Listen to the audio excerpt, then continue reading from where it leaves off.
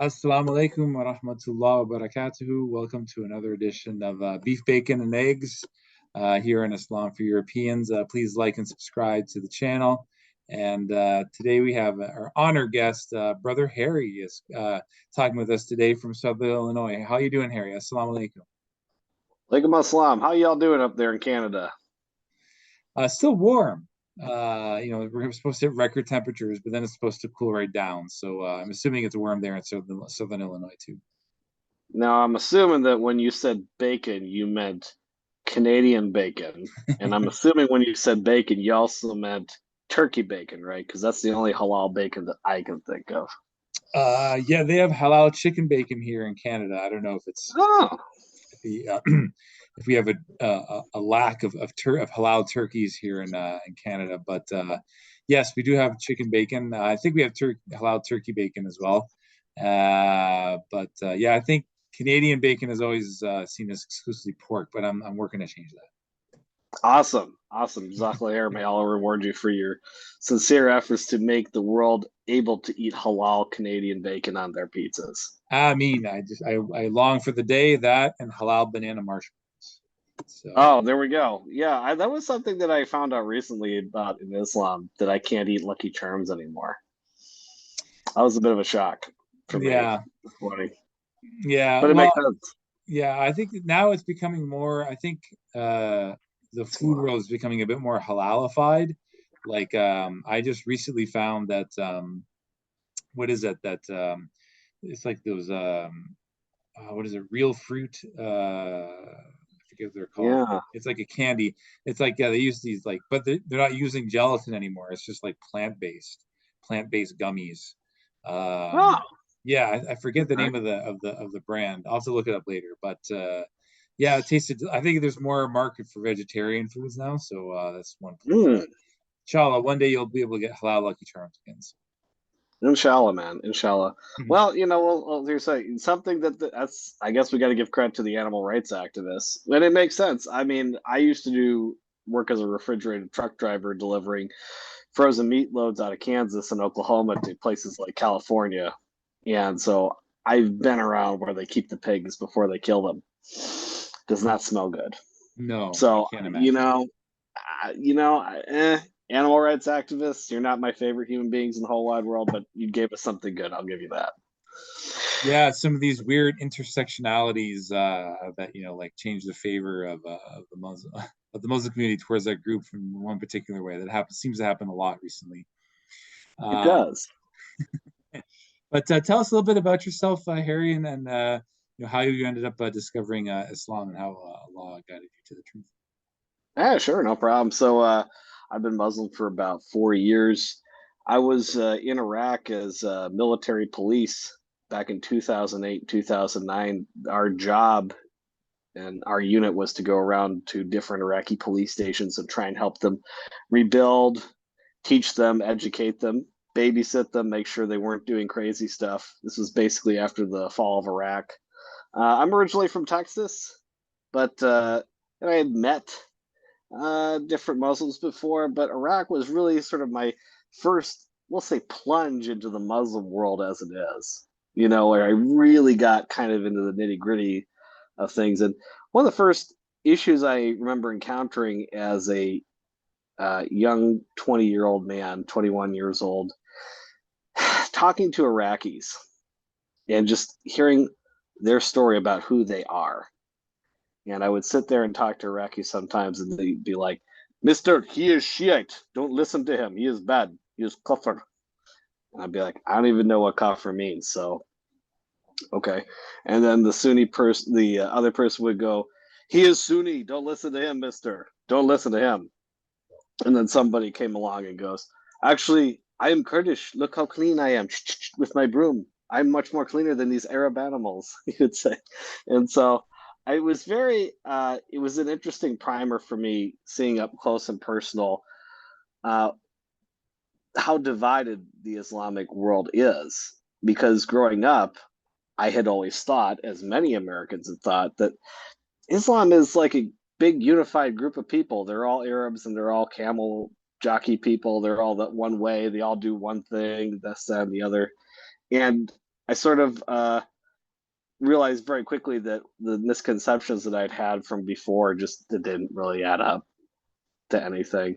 And what happened is towards the end of the deployment, I got injured. I got blown up by a improvised explosive device of some kind, something like a Soviet tank ground that may have been modified. It was weird. It basically disabled our vehicle, and I have a bunch of shrapnel in my lower body. And I was on a cane for a few months before I ended up getting medically discharged from the army. And alhamdulillah, I've made somewhat of a recovery since then. But what this experience did for me is that one, it was a literal near death experience in that I almost died. But two, it was it set me on a journey to trying to figure out what is the real Islam. It sent me on a journey. It sent me down a path. I had to figure out because I see all this division online. I would see all this confusion. And then I used to believe people like David Wood and all the things that they said about Islam. And I was like, is that really true? Is this right? Is it partially right? And over the years, after I got out of the army, I ended up going back to other parts of the Muslim world and I would explore this issue further. And I started reading more and more about Islam. And finally, just one thing led to another. And 4 years ago, it made sense. And I became Muslim, alhamdulillah. I took my Shahada and I accepted Islam. And right now, where I live is I live most of the time in Indonesia. I have residency here in the States and I come visit when I can as much as possible. And I also spend a lot of time in Indonesia. I my father invited me to come out to Southeast Asia years ago. This is after I got out of the army. He said, "Come on over to Asia," because he lives in Vietnam as an expat in Vietnam. He said, "Come on over." So one thing led to another, and I stayed in Vietnam for a little bit, and then I started going around to other Asian countries, and I eventually settled down in Indonesia. Met my now ex-wife, and we've been divorced for almost 2 years now, separated and divorced, and now I got remarried to a Muslim woman from Indonesia, alhamdulillah. But I would say Indonesia was the really it brought me to Islam in a lot of ways. It answered a lot of questions for me. Alhamdulillah, it's fascinating. We all hear a lot of stories about how people in the army end up converting to Islam. Remember reading one story about in the first Iraq invasion. That was when I think it was like the first Gulf War in 1991. Even back then, I think like 3,000 U.S. Soldiers ended up converting to Islam. Mm, Which is unheard of. That like you didn't see that very much in the Vietnam War. Like you didn't see people converting to Buddhism all that much. It's quite fascinating that Allah can guide whoever He wants, and even in a you know such a hot situation such as that people would accept the faith, the people that that they're quote unquote occupying. So very, very, very fascinating. So tell us a little bit about like because I had experiences myself with Muslims before I studied it myself. So mhm, I think it does change your perspective and the journey of converting to Islam. I know that I've met some converts before who just sort of studied it themselves and didn't really interact with the Muslim community all that much. I actually worked for Muslims uh, for, mm, for for several years before actually converting myself. So I had some exposure to to people who were Muslim. But like you said, there's I think for a lot of non-Muslim Americans, they like I guess for both me and you, like we didn't really know that many Muslims at all. mm, And like our experience was very, very limited. And and after 9/11 happens, like you have this, this first time kind of visceral reaction. mm. When when 9/11 happened, did you ever think that what went through your head? Was it nothing but total anger? Had you known Muslims beforehand? Was it a process over after that like you sort of calmed down, or was it just all the way up? And is that why the reason why you went to Iraq in the first place? I mean, I did join the army largely because I did want to answer that call after 9/11, and I felt very compelled to do that. And I believed that our mission was just, and I believed that this was the only way to fix the problem long term. I Mm, believe that. I believe the neocon ideologues hardcore. I believe them. I mm, believe they're telling the truth. Now that I know who the neocons really are, no, I don't believe them. I think they should be in jail for as war criminals. I believe that people like Bill Kristol, George Bush, many of the people in his cabinet, Donald Rumsfeld, Paul Wolfowitz, I believe all of those people are war criminals and should be tried in the court of law and yeah. possibly hung in accordance with law. Absolutely, because they lied. And they knowingly lied because neoconservatism as a philosophy teaches its students to lie for the greater good, or so they think the greater good is. They believe that keeping America in a perpetual state of warfare, fighting forces of evil, is how to save America from its moral and spiritual decline. Kind of in the same way that you see in China right now, Xi Jinping is looking at all these fat Chinese kids who are just sitting on their mom's couch and checking out of society because they know the deck stacked against them economically and socially. They're just playing video games, and Xi Jinping's trying to go back to the old ways of like, no, you must work. We work in the factories, we work in the fields together because this is how we deal with existential crisis, brother. The neocons, uh, some of them being former Trotskyites, you start to see a connection. It's people trying to find meaning and purpose without God. Mm, mm, People who think they're smarter than everybody else trying to find meaning and purpose for everybody else without God. mm. And what I would say is my reaction to that now is alhamdulillah that I went to Iraq anyway because I did find Allah Almighty eventually. So checkmate, Leo Strauss. Joke's on you, bud. You know, uh, so it. I did answer that call thing. And also family. A lot of my father, a lot of my uncles and aunts are all in or have been. War in America is kind of this strange family business. We have a joke. We're kind of like ancient India. We have a warrior caste system of some kind, samurai bushido sort of thing going on, off and on. So that's part of it. There was a lot of fun. Also, I want free college. Who doesn't want free college? Yes. Right? Yes. You I know, mean, that's that's a bonus. I'll take that. yeah, I mean, especially with the rising tuition rates for sure. So, before we get into like Muslim identities, one more question that kind of, is in the back of my head. Like, um, I don't know if I know your journey to Islam, you converted 4 years ago, but over time, did you see a changing sentiment among the people in the U.S. military regarding neoconservatism? And you're nodding your head, like, and how sharp Mhm. of a turn was that? What was like the turning point when people in the U.S. Army are just like, okay, yeah, like the government does not have our best interests now for the people we're invading or for us either. Well, my first inclination was that something was wrong was when I would pre-mobilization, you spend a lot of time training. So before you go on a deployment, you'll spend months and months getting ready to deploy somewhere. And that's what our unit did. And oftentimes I would meet people who had just gotten back or had been downrange, so to speak. As the saying goes, downrange meaning going on a deployment somewhere, Iraq or Afghanistan. And every now and then, we'd get drunk in the barracks or something like that. And that's, say what you want about drinking, but drunk people are usually pretty honest about what they really think. And that's when the real feelings come out.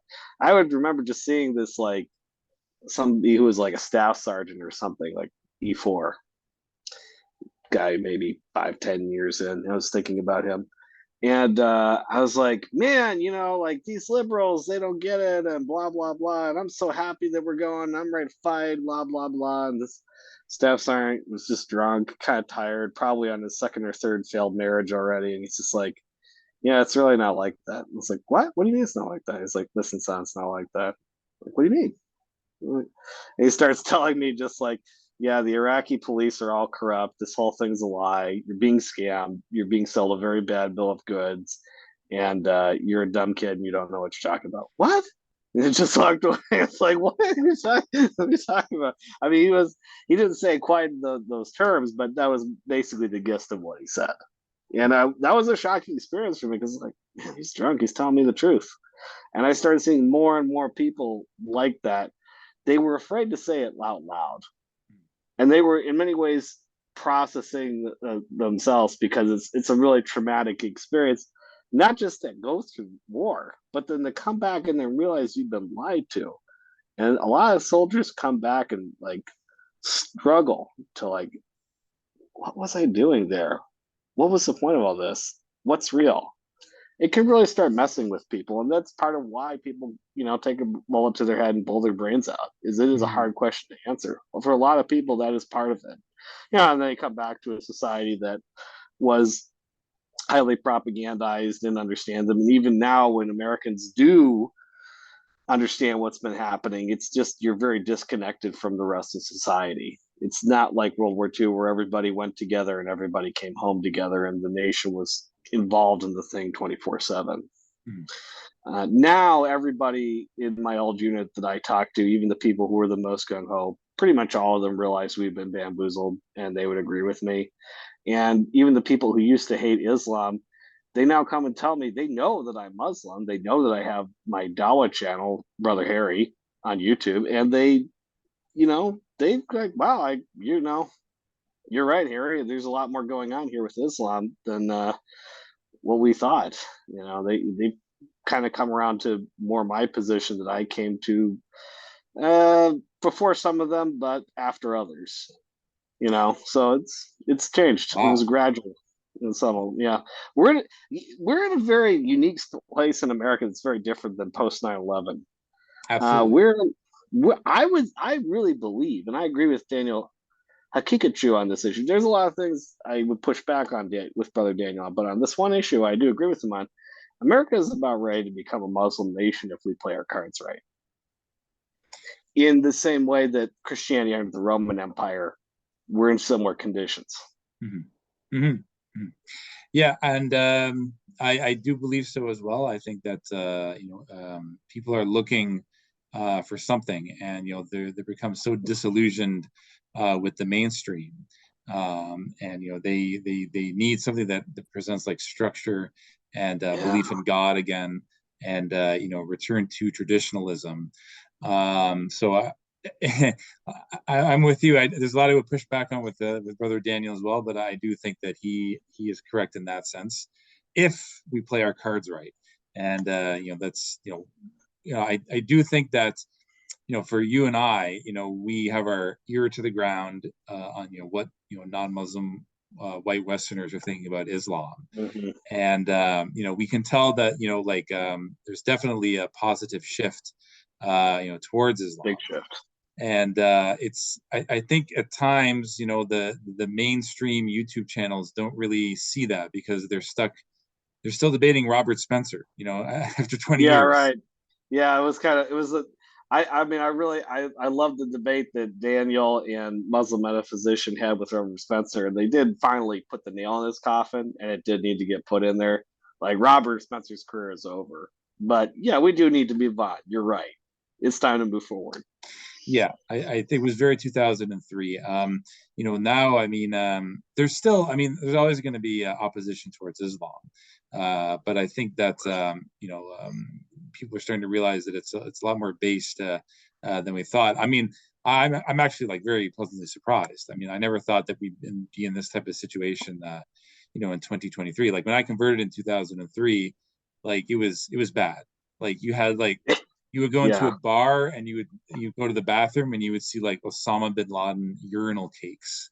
Uh, so I remember that fervor. It was quite something. Well, he But was kind of a bad dude, but yeah, I yes, feel you. I I, I get have I have no, it. yeah, exactly, no sympathy lost for OBL. So we don't Yeah. promote him on this channel at all. No, no. No, you I'm know kind of glad the sales took him out. If they actually did that, that's another topic for another day. Yeah, Yeah. I mean, even like Sayyid Qutb. I mean, I'm not a big fan of his stuff either. I mean, like No. I mean, his whole idea of like the monocultural Muslim nation. I have my critiques. I really do, and all because he heard "Baby It's Cold Outside" during like a dance in Denver for high school. Yeah, when I first read that, it was when it was. Have you ever seen The Power of Nightmares by Adam No, Curtis? I have not. Okay, so it's about Sayo Kudum and the neocons put side by side. And it's I got about to how read it. they over. Yeah, it's really no. It's a video. It's Oh, it's a Adam video. Curtis. It's kind of like he's a PhD grad student in the UK that made video. He somehow has access to the whole BBC library of videos, and he gets some really great like obscure stuff that you're like, where'd you get this, bro? And he makes some fantastic documentaries, and he talks about the parallel history of the neoconservatives and Saud Qutb and eventually Bin Laden, how this all plays together, and how they're essentially the same people talking about creating an elite vanguard of believers who have to guide the stupid masses that get caught up in materialism and lack of meaning. I Yeah, definitely. and it's like it's true. I mean that's really what drives Sarkutub and the neocons like Leo Strauss and Bill Kristol and all of them. That's what's underlying their thinking. I'm gonna bookmark that for sure.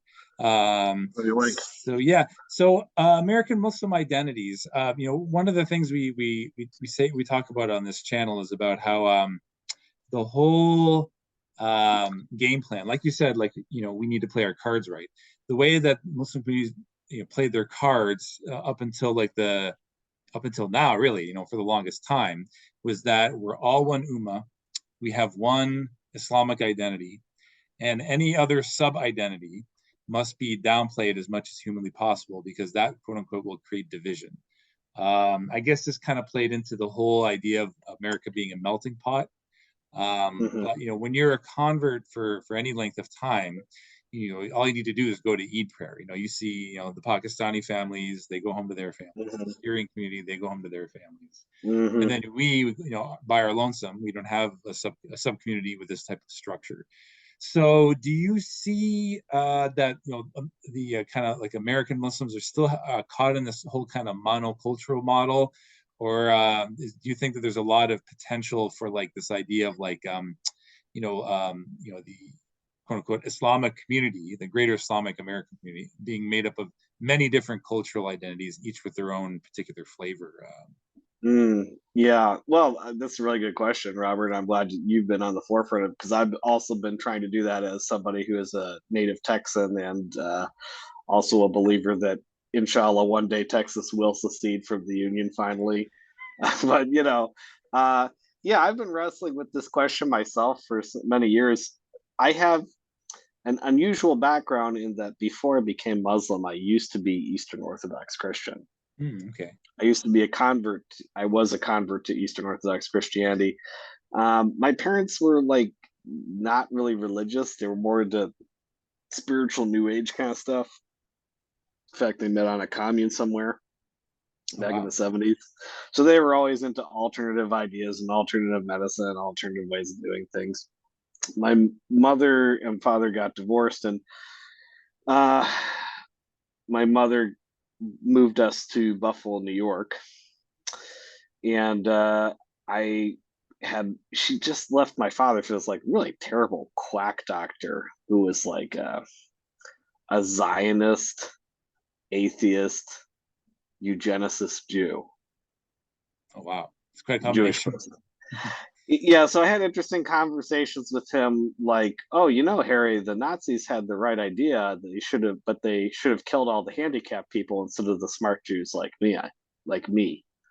That's what he said once Wow. to me. That's horseshoe theory right there. Yeah, so I had a really unhappy childhood from the time I was 10 to the time I joined the army at 17 to get the heck out of the house. And along the way of living in this weird situation, I found Eastern Orthodoxy because my mother had shown some interest in it in some of her research and readings in their own spiritual journey. And so I thought at 14, 15 years old, maybe if I go to this church and start hanging out with people, that somehow this would save my family, put my parents back together. This is my 14, 15-year-old brain trying to interpret things like a Disney movie where we all, you know, get back together and happy sunsets and, whatever nonsense was going on in my 14-year-old brain at the time. But what I found interesting in Eastern Orthodoxy, I started hanging out with a family of converts. The family of converts was family of converts. Did I lose connection to you? Just the video, I could hear you all the way through, but you're back. Your Okay. video's back. the family of converts and I would hang out all the time. And they took me in as one of their own. They're wonderful people. I still have connections to this day. They're sad to see me Muslim now, but they the head of the household, the father, was also the father of the church. He was a priest in the Russian Orthodox Church abroad. And the Russian Orthodox Church abroad attracted certain numbers of converts who were really radical. And I was one of them. I looked at the devastation of my family, looked at the devastation of the society around me, and I found in Orthodox Christianity what many people find in Islam right now. Oh, a refuge, a lifeboat. Um, Orthodox Christianity is a little bit different than other jurisdictions of Christianity in that while it did preserve through the councils of Nicaea some of the problems that we have in Islam with Christianity, like the Trinity and the belief that Jesus is divine, not simply a prophet, peace be upon him, it did also preserve something very important, which is the idea of spiritual struggle and internal spiritual warfare, because that's the essence of true understanding of jihad. Jihad is not running around blowing up buildings. Jihad is about running around and blowing up the sin and the filth and the disease inside yourself, first and foremost, and turning to Allah Almighty and submitting to His will. That's what true understanding of jihad is. It's about suppressing and taming that nafs, that ego. And so Eastern Orthodox Christianity is very powerful in that sense. My time in Eastern Orthodox Christianity before I joined the army and after I joined the army taught me is that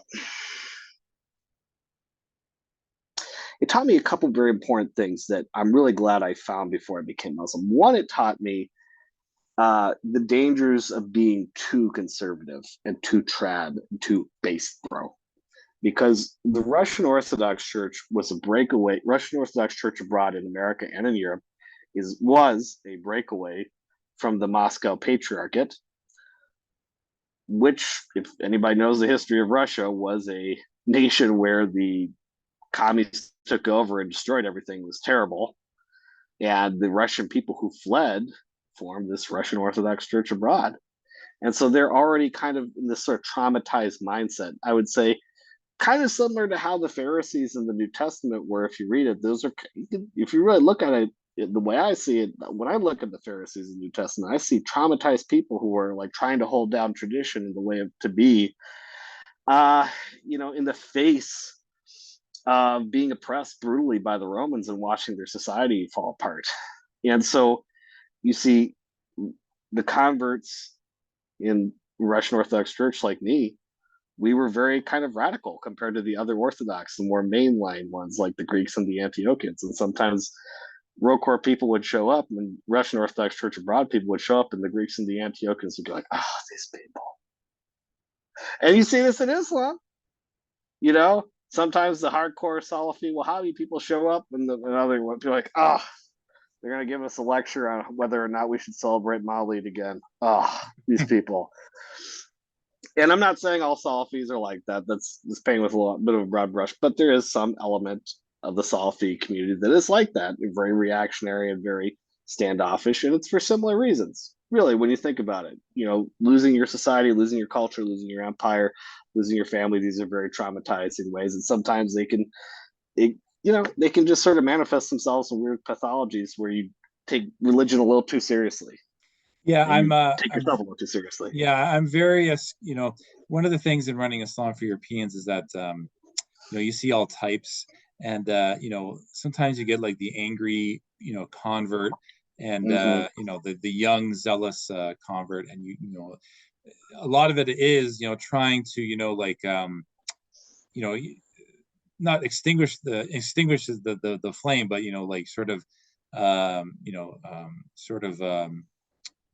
get them to calm down a bit, and just get back to the basics, and right. concentrate on becoming a better person, and like you said, controlling that nafs, and and I've seen so many converts to Islam burn out, and that's not just exclusive to the Salafi movement. I think whether that's Tabligis or whatever kind of movement you join. I mean, Sufi, there's this whatever. there Yeah. is this like kind of feeling that you have to go all out, to prove yourself. And Yeah. you see a lot of converts. I've seen in my 20 years, I've seen a lot of them simply crash and burn.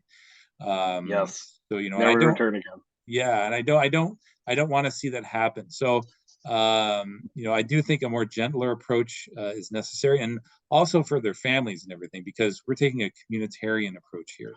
We don't want to shun away our families, because those are potential people that you could get back on your side. Those are potential people that Yeah. actually embrace Islam. Those are people Right. who maybe even going from completely hating Islam to um, just having a mildly negative opinion of it, which is a huge victory for us. So, Yeah. I think you hit the nail on the head, brother Harry. I think you're really like you've seen a lot in the Muslim community, and like I think that we're kind of really on the same page in terms of like what we want to do in acclimating new converts to the faith. Um, yeah, but I like the whole Yeah. I would commune also idea. add. I like the commune idea at the same time.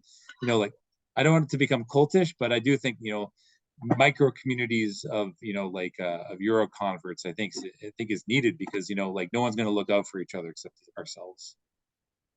Yeah, that was the next thing I was going to say. I That's one end of that was the one thing, the first thing I said about trying not to get too far into crazy territory. That was the first thing. But the other thing is, I'm fully agreeing with you that people need to work on developing a unique Muslim American identity. And of course, that's a challenge because America in of itself has all kinds of different identities. Yeah. People from the South and from the North are very different. People from red states and blue states are very different. People from the cities and from the rural areas are very different.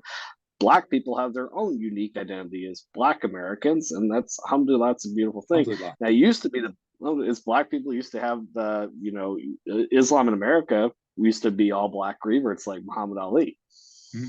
and now we're seeing more white people like Hamza Yusuf and beyond becoming Muslim. Mhm. Alhamdulillah for all things. And now we're seeing, and I've been trying to reach out to, I was trying to reach out to Muslims and conservatives before I even became Muslim on this issue. It's like, hey, there's some overlap. And Patrick Bet Davis, alhamdulillah, he got it. He's got the big picture right now. Because if you can reach out to conservatives in any group, the liberals on the edge, they're always going to be the most accepting. But if you can get to like the core center of traditional conservative normal people, then you got it. Once Mhm. conservatives in America accept Islam, Islam has like got nothing to stop it from coming in the door. Mhm. And so I agree with you very much about the idea of having, a unique Muslim identity and reflective of different parts. I mean, I'm Texan. I see Brandon, Muslim cowboy. He wears a cowboy hat. I am not a cowboy hat guy, but I am from Texas. I do like boots. But he's what he's doing is he's doing the right thing. Mhm. He's doing the right thing by saying, "Hey, I'm from Texas. I'm a cowboy, yeehaw, and I'm also a Muslim, and I love Prophet Muhammad, peace be upon him. This is the right thing to do." Mhm. And other people are doing their own versions of that similarly. It is a good thing. I also, I mean, theoretically, it would be nice to live under Khalifa, but I don't know if that's it's you also it's It doesn't seem thick is feasible. the right word. It It doesn't. doesn't Yeah. seem feasible right No, now. it doesn't. No, No. I'm not sure what the FIC ruling on that is. But it's just kind of like for America, it's just not. We ain't quite there yet. It's like, No, I don't think so. I don't think you, so. I think what I was proposing, and like I am not a fan of Hizb ut-Tahrir. They're as you know, they're an Islamic organization that wants to bring back the Khalifa. I don't mhm, think that's feasible in the modern world. I think what is feasible is, and this is I guess, kind of a micro state that a Muslim state could start, to allow for Muslim refugees, to come and mhm, help create like like new communities, because there's what 65 Muslim majority countries. I'm sure one of these countries can serve as an emergency conduit for Muslims from India mhm, or the Rohingyas, for people to make hijra and like lead a life that's that's a lot more safe. That may be like a good 10-year plan, but nothing at the level of like there was never a united Khalifa apart from the first four caliphs. Like if right, you read your history, it was Muslim history is very messy, And like even the Ottoman Empire was only covering like 20% of all the Muslim world at the time. Right. Yeah. So like and they haven't gotten anywhere. Like like Hizb ut-Tahrir has been around a century, and Hmm. what have they accomplished? So I don't think a Khalifa is feasible in the modern world. But at the same time, I do think there's a lot of potential for Islam to reform a lot of these communities that have just gone by the wayside. So like me myself, like I'll be completely honest. I am a former white nationalist. Okay. I used to listen to like people like Michael Collins Piper, and so on and so forth, and that kind of like I was basically I had two paths I could take in life, like the white nationalist route or the Islam route, because I was studying them basically at the same time. Right. So I find but the extremism on the WN side was very abhorrent. Like alhamdulillah, like Allah guided me to the straight path. But Right. I do see now that like especially in Europe proper, like the amount of animosity between Muslims and Europeans is at a fever Is that? pitch. Yeah. And I feel that, especially for Mother Europe, the converts there definitely need to have a European Muslim identity, that's regional. I think that, you know, I've struggled with this idea a lot because, I'm not a racial purist. I do think that, like in many instances, it's absolutely necessary for some converts to marry into different, Muslim families. But at the same time, I do think that there is a common experience among converts of European descent. I think it's a very unique experience. And like you said, the African American Muslim community, alhamdulillah, it's amazing that, that Islam has reformed their communities. And, we pray that, they have another reform. But, at the same time, there is overlap between what we experience and they experience. But again, there's some things that are just unique to us and unique to them. And I don't Hmm. think that you can, like completely deny that. I think that there is something there that there is some unique experience of being a European descendant convert. What is your take on that, Harry? Do you think that there's something there? Or? Yeah, I kind of do understand that because even though I do not have a white supremacist background, I definitely am Porter's language, culture, America firster. Now, America is unique in that you can see, and this is another point of contention where I would respectfully disagree with people like Brother Daniel Hakikachu, which is that I don't think America is all that bad for Muslims compared to Europe right now. I think it's actually a pretty good deal. Mhm. Yeah, people like can get on TV and say F Prophet Muhammad and burn the Quran because the First Amendment allows them to do it. But you know what? It's also the same place that allows you to voice your opinions in support of the Taliban without fear of cover consequences under the First Amendment. So you take it what it is, man, and you can see there's some argument. As I was talking to Knowledge North, and he laid it out, broke it down various stuff for me. He pointed out that there's evidence to suggest the Magna Carta was influenced by Islamic principles. And when you read the Constitution of Medina, when I first started looking really in depth into Islam and reading about the Constitution of Medina, I was like, man, I'm a big fan of Congressman Ron Paul who ran for president. It's like, did Ron Paul create this religion? This is like it's like a gold standard, no interest, no riba. I was like, did Dave Ramsey formulate this part about the faith? I mean, like, what is this? It's like it seems so familiar. It seems to me that, and many people much smarter than me that have looked into this, that some of the founding fathers, particularly George Washington, were at least partially influenced by Islam. At the very least, they were wrestling with this question and they opened the door to like, oh, there's some good stuff in there. If I'm not mistaken, your viewership can correct me in the comments if I'm wrong, but I believe Prophet Muhammad, peace be upon him, is honored in the U.S. Supreme Court building in Yes. Washington D.C. Yeah, so like that is not. I don't think that's in France, No. and it's not. It is in the Anglosphere in the English in England, where there's clearly some monarchs that had some friendly relations with Islam that may have even considered being Muslim. You see it with King Charles right now. Inshallah, he might also become Muslim. You Mhm. see that going on in the UK and in our world, which comes in America, which comes largely from uh, the English experience. So people often say, I hear sometimes in my comment section, oh, you got to reject the Constitution and everything about classical liberalism is haram and this, that, the other. And I think, and then Brother Daniel's argument a lot. He's not just his argument; he's making the argument of a lot of people. He's saying, well, look at what liberalism did in Iraq and Afghanistan to all these places, and look what they did to the Native Americans, and you know what happened to the Native Americans. I'm not sure if that's classical liberalism or if that's influence of uh, Christian dominionism. Yeah, When it comes to Iraq and Afghanistan, that's really neoconservatism, which is it's a communism, very, yeah, I basically agree. Trotskyism. I You agree. know, No, if you yeah. look So at like, like, and to that point, I mean, even when the invasion of Iraq happened, like so many countries were against it. The Western world staged the largest protest in the history of the world in February 2003. I think right before the Iraq War, 71% of Canadians were against the war. right, So I think it's a very reductionist approach to say that liberalism was the cause of the invasion of Iraq and Afghanistan. I think there are yeah, other countries that are liberal that had no want to know, but France was against it. So yeah, that's right, why they called the French right, fries freedom fries.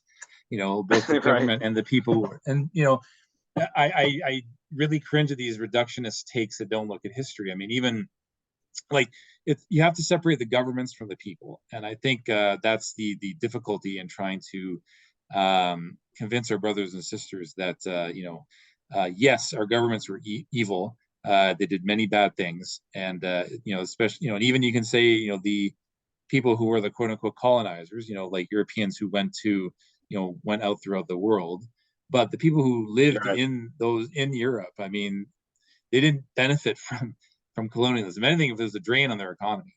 Yeah, yeah, Like even in 110%. like the atrocities in Algeria, for example, the Pieds Noirs, who were the French in Algeria. Yes, they committed atrocities against the Algerian people, but the French people in France were largely unaware of this. It wasn't until Le Monde published in 1956, all the atrocities that they were doing, and that's when the French voted overwhelmingly for Algerian independence. So I mean, it's Mm, I really think we need to, again, there's only so much you can do with these conversations. I mean, sometimes it's just best to leave it be. right. Some people are just, you can't convince either way, but I do think that it's important to know because everybody's fingers are dirty. I mean, every Hmm. Muslim nation in the world at one point had ancestors that hated Islam. I mean, and we're no different. Yep. Allah can guide and misguide whoever he pleases. Well, I'll one up you on that. I'll take that a step further and say how many Muslim nations? I mean, the Barbary pirates were Muslim too, and Yes. the Muslim slaveholders in that part of the world that used to kidnap Christian white girls and keep them as little slaves, and completely took the Quranic verses about what the right hand possesses completely out of context. Hmm. Frankly, I don't think they were acting in a very positive Muslim manner. No. It's ridiculous. It's what Richard Spencer does in reverse. Oh, Muslims did bad things, so therefore, oh, Americans did bad things, so therefore everything about America is bad. The Constitution's bad. Second Amendment's bad. First Amendment's bad. Oh, Muslims did bad things, therefore Islam's bad. We all know that's not rare. Yeah. We all know that's not right. So we need to we need to Yeah. look at that same America in the same lens. And sometimes I hear Muslims in America say things like, I've heard a couple converts. I won't mention their names. I love them for sake of all other good dudes in many other ways. But I heard a couple of them say, "Oh man, I really hate America." Once I heard a guy say that. I go like, "Well, you and I are both converts. We both love Islam. How are we supposed to give dawah if we hate America? Yeah. They're Just hate the whole thing. Yeah, Yeah, it's that makes really sense. at the end of the day, you're doing a disservice to the greater Muslim Ummah, and this is what we're Yes. trying to push forward here because this is not a zero sum game. I mean, we're not No. doing this just because we want like like to raise the status of converts, but like this will benefit the entire ummah. And if you're a convert, your goal should be to worship Allah subhanahu wa ta'ala, to follow his rulings, and also have the best character possible, because hundreds of your non-Muslim friends and family, and like you're an ambassador to Islam now. Yeah. Most of my all my friends from the with the exception of one who is like very anti-Islam because he had some really bad experiences with Muslims outside of the army, and I want to go into details about his personal life. Even then, we still share memes, we still like each other's comment statuses on Facebook. Most of my non-Muslim family and friends have all been very accepting of me becoming Muslim, and I've only had a couple people block me or that sort of thing. Most people are very supportive and understanding, even if they're sad about it, and they like my channel. Even people that I used to go to church with still like my channel, some of them, and they still appreciate my commentary because they find, oh, okay, well, at least you still love Jesus even though you don't think he's God, but there's some degree of crossover, and this is a great time to be alive. We're really at the time of the early Sahaba. Not we're the early Sahaba. We're in the time similar to the early Sahaba, but for white people, and it's very exciting. And Yeah. I'm a Texan. I'm not from California. I like California. I don't have a beef against them, but I'm Texan. I like Nice. guns. So give me No okay, so apologies. you're given a whole bunch of money, Harry, and you start like a Texan American masjid. Yeah. What's the aesthetic? What can I expect to see? I don't know. That's a good question. Brandon is a little bit more. I've only talked to him briefly a couple times. I think Muslim Cowboy is a little bit more cowboy than I am. I mean, I'm originally from Waco, but I'm based out of Dallas Fort Worth, so I'm more like asphalt cowboy at this point Okay, because I used to drive that's trucks. fine. So he might try and do like a barn dominium style. I don't know. That would be a very, if I was barn dominium style masjid would probably be my best guess. Try and make as many people as happy as possible happy, because that's like you'll see like better homes and gardens, barn dominium style houses that are like kind of look like a barn, kind of look like a house. You know what I'm talking about, right? Yeah. They got the silos that are turned into a kitchen. Yeah, Mm. that kind of style. Yeah, you could make a masjid style like that, You can. or you could have a masjid styled in sort of the Great Plantation Southern houses style thing. That would be another way to do it. There's a lot of things in Texas that would be acceptable for a masjid. It doesn't have to be. You could have a freaking geodesic dome thing be a masjid, if I'm not mistaken. There's a lot of flexibility on that. There's no specific set design or type of design necessary for a masjid. Yeah, So yeah, like I know even in Canada there was one masjid that was modeled after like a First Nations architect or something like that. So yeah. very cool. There's a lot of potential there. But hmm, yeah, so really fascinating stuff, Harry. I'm really just trying to think of like have you met any other converts from different communities, or like you went to Chicago? Did you get a chance to see some of the different Muslim communities there? Like, what was that like? Well, I think we want to make one thing very crystal clear, because the counterbalance to having different unique Muslim identities is we still have to be one ummah. We Yes. got one people, and I want to be very clear, like just in case anybody misunderstands, especially for people that are new to Islam or people who sit on the fence and not sure, they're trying to watch videos like your channel or my channel, trying to figure things out. We're putting up guideposts here. Neither you nor I don't want to put words in your mouth, but I'm pretty sure you and I are on the same page. We're not talking about a masjid for just Texans only, Exactly. right? This is what we're not talking about. But we are saying that perhaps, there's a place for some, as time goes on, as Islam goes deeper and deeper into the woods, so to speak, in the United States, that it will take on some American characteristics. The architecture might change, certain aspects of the culture will change. There will be different fiqh rulings that apply to America, and different fiqh rulings, frankly, I think should apply to different states. There's a Mm, reason that we have such a decentralized country. mm, Texas and New York are really fundamentally different countries living in the same union, mm, political union. We're not the same country at all. mm. you know, and Canada, it's the same way. There are things you can do in many rural parts of Quebec that might not be acceptable in Alberta, Mm. and vice versa. Y'all are Canadians, but people in Alberta, Saskatchewan, very different from people in Quebec. People in Toronto are very different from people in Quebec. People in Toronto are very different from people in Saskatchewan or British Columbia. Yep. So the FIC rulings, I would argue, might need to be made on a state by state basis, Mhm. not No, just across the country. no, you're absolutely right. But you're absolutely right as well that we are one united Ummah, and that's really important to keep in mind. No one, we shouldn't be barring anyone from entering a masjid. Like we all pray in the same rows. Mm-hmm. Alhamdulillah, like that's a beautiful thing about Islam is that wherever you go, you can go to a masjid and like everything, you know how to pray, you know how the things Yeah. operate. It's codified. So yeah, yeah. The different Alhamdulillah. madhabs allow you to have a gentleman's disagreement about how to do certain things. We agree on certain key important issues about 95%. There's 5% of second tier issues that are important, but not so important. There's some play there. That's a good thing. This is, by the way, why Eastern Orthodoxy, which at one point I thought was going to be able to save America from itself, why it won't be able to do that, because the Eastern Orthodox churches, you think Muslim history is divisive and messy. Oh my goodness, you got to go to Eastern Orthodox church and go talk to Eastern Orthodox people.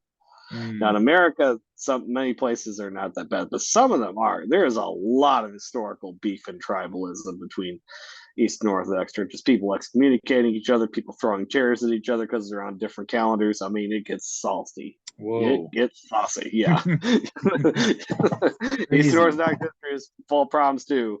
Look at the Russians and the Ukrainians and the Georgians all beefing with each other. Like everybody's got a beef with Russia, and then all these little groups within the Eastern Orthodox world beefing with each other at different times. So, when you go to an Eastern Orthodox church, there are some Eastern Orthodox Christians who do try and make you feel warm and welcome. But many of them also say, Bill, why are you here? Just go be Catholic or Protestant. It's nice Really? that you're here, but you don't have to be here. Or they're like, why is this outsider here? I'm here because I'm Greek. I want to do Greek things with people. Or I'm here because I'm Russian. I want to do Russian things with people. Muslims don't have that No. problem. Not as much. I mean, you did an interview with this guy who was half black and half white from St. Louis. I can't remember his name, and I watched the interview. And he was like he was saying that guys who convert to Islam or like guys who convert to Eastern Orthodoxy were all a bunch of incels or something like that. I can't remember what his name was. I don't think it was Umar Lee, was it? Yeah, it may have been. I can't remember his name. It was like I but he did kind of have a point. Not that we're incels, but he said he had a point that it is hard for us to blend in. He did have a point about that. True. It's hard to be accepted, and True. that's why I think what you're saying is important too. Like we do need to have our own unique identities as well. Yeah. Yeah. I mean, alhamdulillah, one of the great things about Islam is that even the people who are, who might be our biggest detractors, who are Muslim, at the end of the day, they would never say, oh, why don't you just go be a Christian or Catholic? Right. This is a core belief in Islam that you would never, like ask someone who's Muslim to leave the faith. I mean, that's just absolutely Mhm. ridiculous.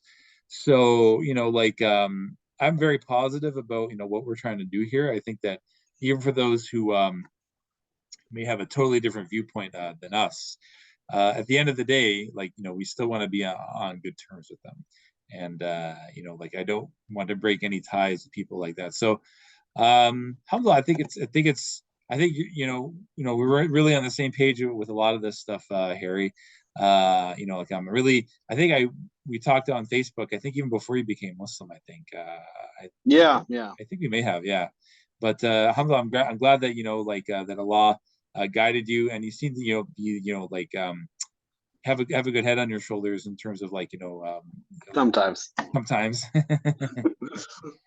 So how is Indonesia? Like is it a would you I'm sure the cultures there is quite different, but you know like do you recommend it as like a place for people to make hijra, or at least for like a couple of years, like to teach, or do you recommend it more as like a place to visit? What's your take on Indonesia, Harry? Certainly, I would say so. Indonesia is not exactly like the United States, but Indonesia is similar to the United States in a few regards. One being that it's a large, multiracial, multi-ethnic democracy. Hmm. And for Indonesians, what they do is they actively disparage racism. They might make jokes about each other from time to time, but it is like a big cardinal sin in Indonesia to like be aggressively openly racist, but at the same time there are different groups within Indonesia that like having their own identity and everybody respects that. Hmm. And there is a history of foreigners going to Indonesia and becoming Indonesia. So for example, there is a village up in North Sumatra. There's a little province called Aceh which had a separatist war with Indonesia before the typhoon in 2006 Hmm. and the tsunami. And they kind of made, after that tsunami, they sort of made peace. And Aceh now has a limited form of Sharia law, actually. But in Aceh, there's a village of just white people. They're all white Wow. Muslims. And they're Acehnese, but they're white people like you and me. They got blonde hair, blue eyes. And the reason is because that was Europeans that came to that little village over the years, over Wow. centuries. And they converted to Yeah. Islam? Yeah, or their kids became Muslim or something like Wow. that. Yeah, yeah, That's that's so happened over the cool. years. Yeah, Wow. so yeah, I can't remember the name of the village. I'm thinking of it. I can't remember off the top of my head. But you know, I was on the show and they took about being a Muslim, converting to Islam. This it's the TV series called The Way of Life. It was on an Indonesian TV show. My wife and I were on together, and they took what I said out of context. They made it look like I was saying I'm Indonesian now, and I got I was a little bit pissed off when they said that because I was wearing batik Indonesian traditional shirt, so it looks like I'm saying I'm Indonesian now, and I'm like I didn't say that, dadgummit. I was kind of mad when they aired the show, but in a way, there's some truth to that. I have kind of sort of become a little bit Indonesian. I wouldn't call myself Indonesian. I identify myself as American and I identify myself as a Texan, but I wouldn't call myself, but in a way, I kind of am because after being there off and on, I wasn't there all the way, all the time for 10 years, 8, 9 years, getting that 10 years. I was going back and forth, but over time, I've learned some of the language and picked up on some of their mannerisms, and I've changed how I act and interact with people a little bit. And Indonesians are okay, actually. My wife explained to me, she said, no, don't be upset about it. Indonesians are perfectly okay with you coming and saying that you're Indonesian. So long as you come there, you're good and you respect principles of Indonesia and you're good to people, and especially if you're Muslim. And if you love the culture and you love people, you're good to Indonesian people, they're going to be good to you. It's when you come in with an attitude like you want to start a fight or you're better than them, it's sort Yeah. of a colonial occupier sort of mindset. That's when they have a problem, which Yeah. is understandable. So Indonesia is not a land of immigrants per se, but there's a lot of cross currents of immigration patterns over the years. Yes, you could make Hydra there, and they are very pro-American, and they know that I'm prior military, and they don't have a problem with military service, even though they disagree with our government. So they're not like, it's not like going to some parts of the Muslim world in the Middle East where they're ready to kill you. Hmm. Um, so yeah, there's that. That is a place you could make Kedra. I like to kind of keep my foot in all doors because we're at this weird stage in our empire, American empire, where it's kind of slow, steady collapse Mhm. stage, and we don't know what's going to happen. I keep a foot in the door as a Texas resident because we never know what's going to happen. Maybe Texas would leave the union if things fell apart over the next decade or two. Hmm. I keep a foot in the door as an American because things in Indonesia might get dicey. I keep a foot in the door in Indonesia with my Kitas visa right now because things in the future in America might get dicey. We don't know. Hmm. I keep a foot in many doors. See what's going to happen. So, if what I would recommend to people that want to be Hydra, and especially Hydra passport bros, and marry non-white girls in Muslim countries, marry a girl from Turkey or Indonesia or wherever. My recommendation would be don't just go there like I'm never coming back to America or I'm never coming back to Canada. I'm so done. I'm just going to these places. I don't want to look back. Don't be all drama queen about it. Just be like, okay, I'm gonna go have an adventure, and put a foot in the door, and go back and forth. It's a pathway for some people, not for all people. Hmm. Because I as an expat understand the difficulties of being an immigrant and of dealing with cultural like boundaries coming It's up not and for fighting everyone. each other. It's not for everyone. It is not for everybody. And this why we gotta form an identity because either passport bros kind of dudes like me, I'm maybe like 5% of the population or less. And we're being really honest. And a lot of guys that try and give up. It's not, like you said, it is not for everybody. It wasn't for you. No, no, I No, it stay in wasn't for Canada you. the whole time. Yeah. Yeah, I don't Um, blame you. It was lovely. yeah. Anyway, we're at the hour mark, Harry. Did you have any other things that you wanted to talk about, or do you want to just call it a day, or do you have any questions for me? It's up to you. It's open for him. When are you all gonna get rid of that darn prime minister of yours up there? He has completely fallen out of favor, even with the Muslim community. And Wow, that's a big the deal. it is yeah, it is the conservatives now have the lead. The next election is, I think, next year, unless there's a vote of non-confidence. It would happen sooner. But I don't think the conservatives are going to be able to stop this speeding train of of this agenda that's being pushed on us. I think I don't trust the conservative leader either. But not Mm, only two parties have ever held, have ever won, federal elections, liberals and the conservatives. There we have minor parties here, maybe they'll win like 10, 20, 30 seats. But, nothing, major where they would actually win an election. They might win, like a couple of seats. The only party on the right that's actually opposing these certain agendas that are being pushed on us and our kids is the People's Party of Canada. mm. They're, I guess you call them like a far right party, but not a racialist party. The They nativist party. a nativist party. They want to put limits on.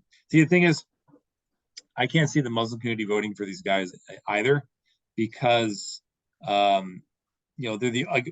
there's pros and cons. Like I said, they're the only party that's really pushing back against the agenda that's being pushed on us, and that Muslims will find that very positive. But they want to put limits on mass on immigration in Canada, which is like the knee jerk reaction of the Muslim community would be don't go anywhere near this type of party, even though many of the immigrants coming to Canada are from India. So there's a lot of a lot of, like, in the GTA in the Greater Toronto area, you're seeing like an increase in attacks on masjids, but from like people who are like Hindutva. Mm-hmm. And that's not to disparage all Hindus, but BJP types. yeah, Yeah. it's a growing concern. But I can't see this, even, and that there's a total media blackout on this party called the People's Party of Canada, because our media is nationally owned, right? The CBC is owned by the government, and so are our newspapers. So there's a complete media blackout on this party. They didn't even let the leader of the party participate in the debates last federal election, Mm-hmm. even though they got a higher percentage of the popular vote than the Green Party did. So what I think will happen is that next year, inshallah, Trudeau will not be the prime minister anymore, and the Liberal Party will go down to 30, 40, 50 seats maximum. The Conservatives Yeah. will win a majority, but at the same time, I can't see the Conservatives making any more than a dent in the agenda that's being pushed on us. It's not like, yeah. So We were talking about the rainbow agenda in particular, right? I no comment, but yes, you can read Yeah. between the lines as you wish. There are Rainbow. several agendas being pushed on us, but Well, I would, if I can give you can I give you a little bit of pushback and a little bit of white pill? sure. The good thing about bringing all the immigration into both Canada and the United States over the years is that those are the people that are the most likely to push back on that nonsense. Yes, yes, that is true. So I think it's more first and second gen that are more divided on it. Mm. Which is unfortunate, but it's really a mixture. I just seen footage of the protests, and it's just people from all walks of life opposing it. But you have to be very careful about what you say. there's a huge clampdown, and you know, like there are certain instances in which you can get in a lot of trouble with your work. So you have to be very careful. But you know, that's inshallah the situation gets better, but you know, you just have to take your precautions, and you know, I have like really super clean optics, like asking this question at the very end of this video where no one will really watch it. So Right, everybody's tuned out. The people who are still watching don't are in agreement, and the people who would have cared or had a resentment towards it have stopped watching a long time ago. Absolutely, yeah, yeah, anyway, absolutely. Harry, it was a pleasure talking to you. Thank you so much for being on Beef, Bacon, and Eggs. May Allah subhanahu wa ta'ala keep you on the straight path, and make you successful in this life and the hereafter, and your family as Thank well. you. And you know, please like and subscribe. And you know, I hope to be on your channel. So Absolutely, come on over. yeah, Yeah. absolutely. We're definitely going to have to do it. But is there anything you want to promote? Your channel's name, books you're writing? Well, I'm not smart enough to write books, and I have no business doing such a thing. So I'm not a scholar. So I'm just a commentator, maybe a student knowledge if you're going to be technical. Hmm. That's kind of being rather generous, but I'm definitely not a scholar. I'm mostly just a commentator. My channel, Brother Harry on YouTube.com. Brother Harry is the name of my channel. Come on over. I like bringing everybody. I like trying to like sort out the divides. I like giving my commentary on that. I like letting everybody from across the spectrum, Salafi, Sufi, this madhab, that madhab, Shafi, Hanbali, Yeah. Maliki. Honestly, Oh, that's confident. Like, I like everybody coming in, talking, and giving their different opinions. It makes me a better Muslim when I hear things from across the spectrum, see the whole picture. yeah, alhamdulillah. Like I was trying to do that too for the longest time. It can be nerve-wracking at times, but I do think that it's definitely better than 15, 20 years ago. I mean, when I first converted, like Yeah, it was they did not even talk to each other. no, definitely. We got to talk to each other a lot more and put our tribal beefs aside here. I had Daniel, not Daniel, I had Knowledge North. I don't know if you saw that. Knowledge North Yes, we're come and buds. talk. Oh, that's good. We're buds too. I had Knowledge North come on recently. Did we lose connection? Yeah, I had Knowledge North come on recently, and he gave his he got a beef with Daniel Hakaiju, or his what Hakaiju's been saying, not a personal beef, that's the wrong word, but a dispute. He has a very public, strong Brother Daniels will come on my humble small channel of 3,500 subscribers, and you know, give his take on things. And you know, ideally, I would like for Daniel and Knowledge North to settle it, see if they could come to the channel, at least settle it, put differences aside, and come something. And that's not just those two. I would like, inshallah, if I could, on my channel or other channels too, whatever Allah wills, you know, people start come together, set these aside. Okay, we don't agree on these things, but we got a bigger deal here. What's these sort of meetings would be very helpful Inshallah. instead of Yeah, just argument debate. See if we can put some scores aside for a little bit. inshallah, inshallah. Yeah, Great content. inshallah. Yeah, you got to tell me how to get more subscribers because like you have twice more than I do. I've been doing this for 2 years, but I need to know the. I don't know. I mean, I have people that are like do been on like 2 months and they got like 50,000 subscribers. Whoa, I got to be just. Muslim Cowboy's got a cowboy hat, so like you and I automatically lose because he's got a cowboy hat. He Yeah, automatically wins. I need to do something a little more creative like that. Anyway, Harry, I'm gonna let you go, but thank you so much for coming on. I'll stop the recording in a second. And yeah, for those who are watching, thank you for tuning in. Beef, Bacon, and Eggs. I'm your host, Robert. Please subscribe to Brother Harry's channel and my channel. Assalamu alaikum wa rahmatullahi wa barakatuh.